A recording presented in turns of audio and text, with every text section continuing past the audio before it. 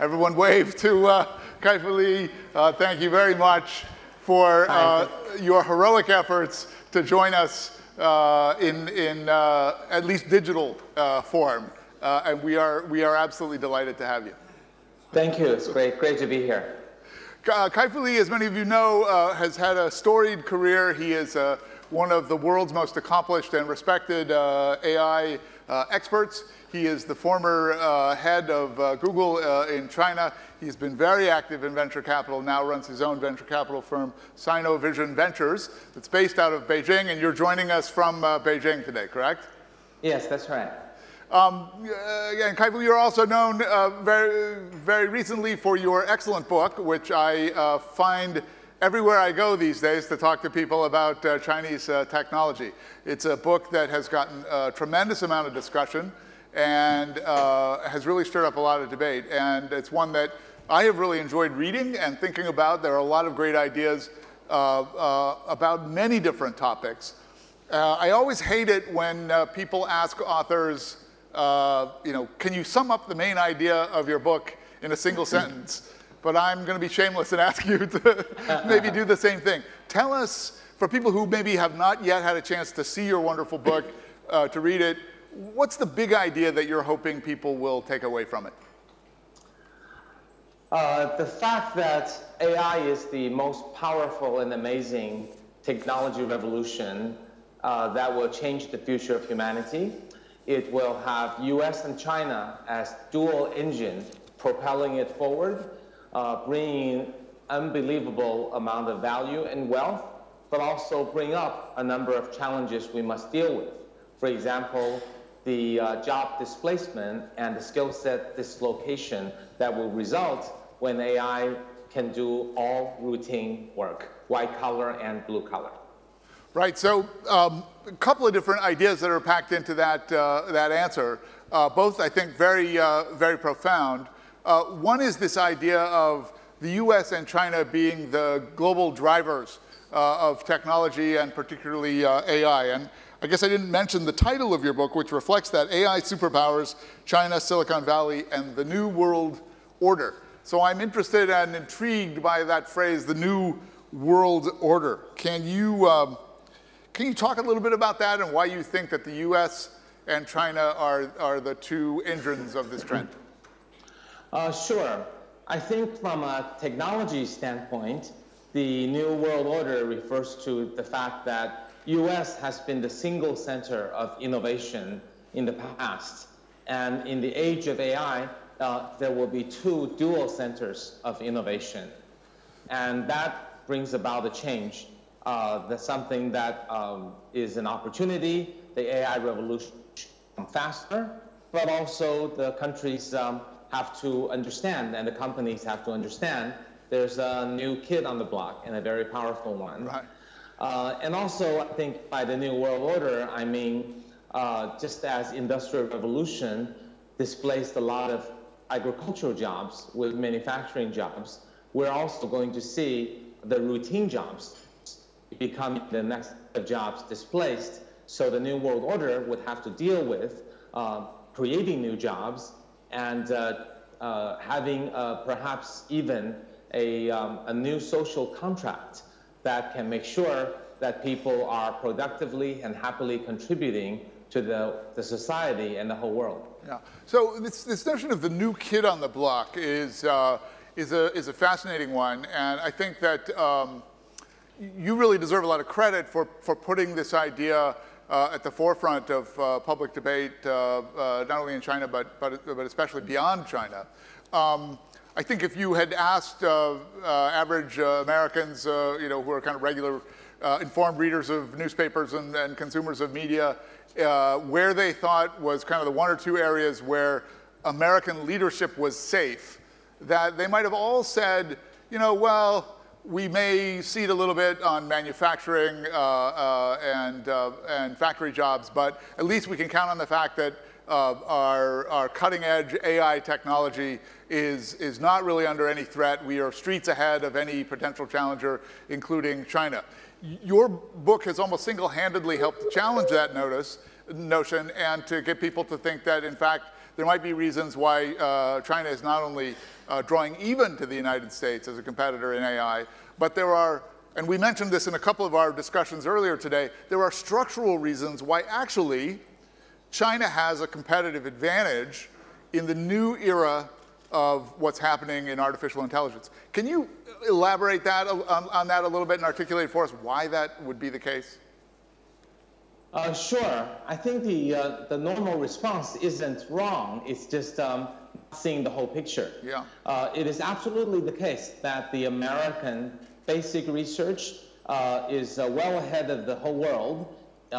U.S. invented AI as a field, and a lot of the latest breakthroughs, including deep learning, came from U.S., Canada primarily, and U.S. remains at least 10 to 1 in terms of super AI scientists over any other country. However, we're not just in the age of discovery. We're not in a phase where new things are coming up. You might think we are because you're reading the paper and seeing the new AI player beating the human, the AI speech recognition or face recognition beat the human best player. However, the reality is that we're actually in the era of implementation.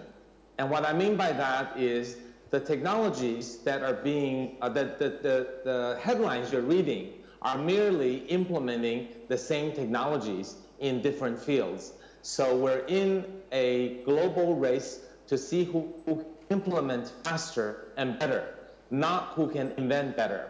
And in that race, China has a number of systemic advantages. And those include having the world's most tenacious and hardworking entrepreneurs who can find great monetary opportunities for AI. Two, having a huge number of AI engineers, albeit less experienced, but perfectly capable of harnessing open software that's freely shared by American and Chinese scientists alike. And third, the huge amount of data, because AI is driven by data. The more data you have, the better AI performs. So China has not only more people, but more usage per person. For those of you who are visiting China, you've noticed that there is almost no use of cash or credit cards. And that data, for example, mobile payment transactions, becomes the rocket fuel for AI. And finally, the Chinese government strongly supports AI by building new highways and new cities and new infrastructures that will help AI be launched earlier, faster, safer. Right. So these reasons are what has caused China to now have the world's most accurate computer vision system. When China was the first country to have speech recognition that beats human performance, China has the most valuable speech, machine translation, drone, and computer vision companies. So this is not just a theory, but we're seeing it being played out.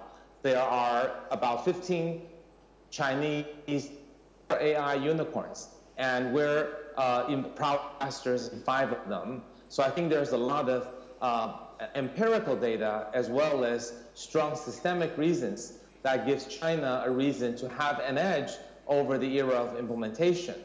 Now, having said that, there could certainly still be more breakthroughs. And should there be more breakthroughs, certainly the US could create a strong lead again, but then so could China or some other country create a breakthrough. US may have the largest chance, but looking at how likely is that breakthrough, it's really impossible to predict. In the last 62 years of AI, there has been only one huge breakthrough, and that was 9 years ago. So to be able to count on America continuously producing breakthroughs in the coming decade or two seems like a possible but not a likely scenario.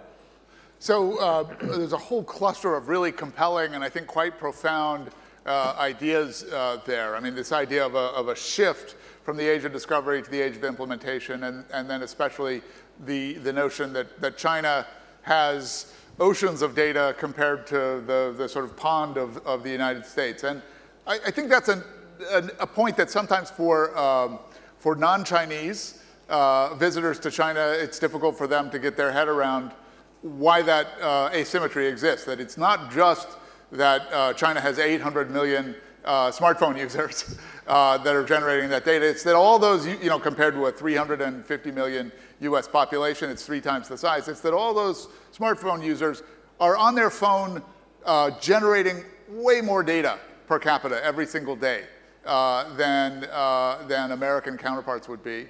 And then not only that, I mean, you may disagree with this, but sort of my observation, in China, there does seem to be a higher concentration of the data collectors than there does in the United States. We wring our hands all the time about the FANGs and too much industry concentration, but essentially the 2 or 3 big technology groups in China are very powerful in terms of how much data they collect and the partners that own the data that they're also collecting. Would you agree with that view, or do you not subscribe to it? Well, I think that's a tertiary reason. I would say that's one of the reasons, but not the primary reasons. Yeah. I think the depth and breadth are the most important. Yeah. Also, with the mobile, as you said, it's not just Alibaba and Tencent collecting the data. Once you have mobile payment, right. Your store, let's say you're a convenience store chain that is collecting, letting people pay by mobile payment. And by using Alipay or WeChat Pay, you are also a beneficiary in collecting the data from which type of user bought what from your store. And that benefits you and not just the payment giants. Yeah. So can we talk a little bit about the implications of some of these arguments in terms of geopolitics? I mean, so you've talked about these 2 superpowers. But what does that mean, that they're AI superpowers, and what powers does that actually grant them? And what does it mean, for example, for the rest of the world? I mean, if you are Mexico or Malaysia or even the UK, does that then require you to become, in some ways, a digital client state of one of these 2 giant powers? Yeah, if that would be the default outcome, although I'm sure every country will try to find a place in this new world order. The smaller countries don't notice it, but there are, a lot of unicorns emerging in both US and China at a much, much faster pace and size and magnitude than all of the other countries combined. So there is a shift of wealth that began in the internet era, largely shifting to the US, in the mobile era, shifting US and China, and in an AI era, again, doing the same thing. And what that means is the wealth accumulation, the large companies, because the companies will benefit from ever-growing virtuous cycle of a large marketplace driving more data, giving better AI, and therefore a better product that makes more money because of a better AI, then it gets even a larger market. So the Chinese companies will grow inside China, later outside China. US companies are already global, and they will continue to expand their territory and map. And the other countries are relatively standing still. So the wealth shift is one thing that's happening. The other thing that's happening is AI's capability is the ability of doing routine work for people. So to the extent that AI does routine work and replaces jobs in US and China, well, first, AI will also create jobs, and also US and China will have a lot of very powerful companies, and therefore can tax them or have other ways of equalizing the economy, having great revenue to pay for any ways of dealing with social welfare or other ways of subsidizing or retraining the workforce. The other countries will be in worse shape. So I think that is a challenge in politics. Some have said that this will lead to 2 super AI powers and 2 superpowers in terms of the technical economy. Now, smaller countries can do any number of things to try to basically have a better outcome. Countries like Israel, Canada, and UK can try to develop strong centers of AI excellence and try to export their product and software. EU is trying to basically use a different type of data protection, starting with GDPR, but potentially some argue would cause it to have a form of data protection that may make American or Chinese companies hard to penetrate.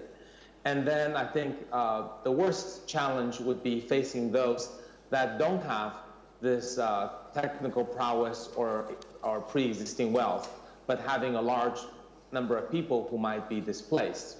Because for them, not only isn't the wealth generation machine there, but jobs are potentially being displaced.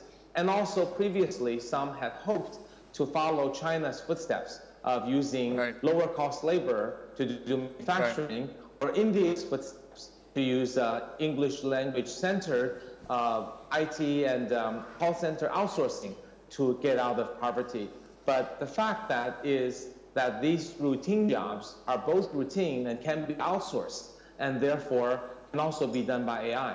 So I think it is time that US and China think about their leadership role and how they can help the world move forward, but also for each country to start mapping its approach, knowing that the past approaches may not be applicable anymore. So that is fascinating. So that has implications, it strikes me, for both emerging economies as well as these 2 superpowers. I mean, for the emerging economies, if you are, for example, India, or you're, let's say, the Philippines, and as you say, your strategy is built around jumping into either light manufacturing or else even services that can employ a lot of people very quickly. If you're, the Philippines now has become a real boom center alongside India for business processing, for call centers. That's providing a lot of wealth for a lot of lower income people and helping the country to develop.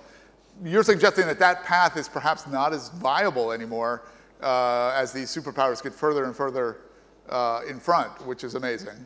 And it also suggests to me that among the superpowers themselves, the social disruption from AI could play out in different ways. I mean, for example, China is an economy that is still very much focused on manufacturing. If AI has its biggest impact in manufacturing and kind of low to middle skill income jobs, does that mean it has a bigger disruptive force inside China than it might in the United States? Yes, I think both China and US will start to see AI potentially displacing some jobs. And we're starting to see that already. And obviously, one first thinks of manufacturing jobs, but actually it is the white collar jobs that are routine jobs that may be displaced before the collar jobs. And the reason is, if you think about a typical routine white-collar job, a back-office job, someone who's entering numbers, matching numbers, or telemarketing, or telesales, or customer support, these are back-office operations which can totally be replaced by software because it's just data input and data output. These are so easy to replace because it is just writing software and connecting the data in and data out without the people in the middle. Whereas the blue-collar job, let's say in a factory, let's say you're making an iPhone. iPhone changes every year, and components are very small, requiring high degree of dexterity and hand-eye coordination. So building a robot that can make an iPhone is going to take much longer than the white-collar jobs I mentioned. Now, having said that, of course, there are many displaced jobs. That are many blue-collar jobs that would be displaced. For example, dishwasher, fruit picker, things that are stationary, it doesn't require too much dexterity, visual inspection. but those will be smaller in number, with needing to have more technologies to deal with the mechanical and robotic components before the blue-collar jobs can be as easily displaced as white-collar jobs. So coming back to the US-China, I don't think it is clear which country would have a larger displacement problem, because both countries have sizable white-collar groups of workers. Huh. So, we've talked a lot about disruption and the possible threat to both blue-collar and white-collar jobs, and yet one of the things that really struck me about your book is that it's an optimistic book. It's not one of those books that says robots are going to, the singularity is coming, robots are going to just steal your job and then kill you. You are very positive in how you think that AI and robots and these technologies will change the way that we work and live. Can you tell us why you remain very upbeat? Absolutely. I think in the short term, we have to think about jobs that require compassion and empathy. It comes down to what can robots not do. And robots cannot create, and nor do they have compassion and empathy. By that, I mean jobs that relate to working with people, human-to-human connection, and jobs that are very difficult, that require self-awareness and showing true care, developing genuine trust. Those are things that people aren't willing to have machines do in the place of another human. So there are many jobs that will be growing in number. For example, nurses, nannies, elderly care, teachers, doctors, and so on. So these jobs that have a large element of human interface will get magnified in number because AI will do the routine jobs, and people still want people to deal with. Taking elderly care as an example, US will need 2.3 million elderly care professionals in the next 6 years. And it's very hard to fill them because the vocational schools are training more mechanical workers and white-collar paper pushers and not training enough elderly care. So I think if we realize that compassionate, empathetic jobs is actually a big future, that if we start to believe that just as agricultural jobs transition to manufacturing jobs, the routine jobs will also transition to humanistic service jobs, then the whole vocational, educational mindset, as well as higher pay for those jobs, will draw more people and can be a very good solution to the displaced workers. Now, longer term, I believe there are also many other possibilities. There are jobs that AI will enable. A doctor's job, a lawyer's job, a scientist's job will be made easier with tools that can help more creativity. So jobs will have higher productivity when they're in this non-routine, creative, or strategic type. Also, I think AI will create many jobs that we don't envision. Just like mobile internet created Uber, and that created many jobs that none of us could have predicted. So give us long enough a time, there are many, many solutions forthcoming. And also, we might work fewer hours. We might not feel as upset, is the only meaning of our life. So there are many, many hopes in the future. But in the short term, I think our best bet is to believe that what AI cannot do, creativity and compassion, are the two types of jobs we need to focus on for job retraining, for making sure their availability and increased pay, and also for changing education to produce more people who can have careers that leverage these true, unique humanistic skills. That's a fascinating and optimistic note to end on. I mean, I hear you saying not only that AI has the potential to make our work easier, more efficient, more cost-effective, but also, much more importantly, more broadly, to make it more creative, to in some ways make it more human, and to make it more meaningful. And that's a fascinating point to dwell on and explore. I want to thank Dr. Kai-Fu Lee for making a heroic effort to join us remotely via digital technology. Please, let's give him a big round of applause. Thank you very much, and congratulations on the success of your book. Thank you all.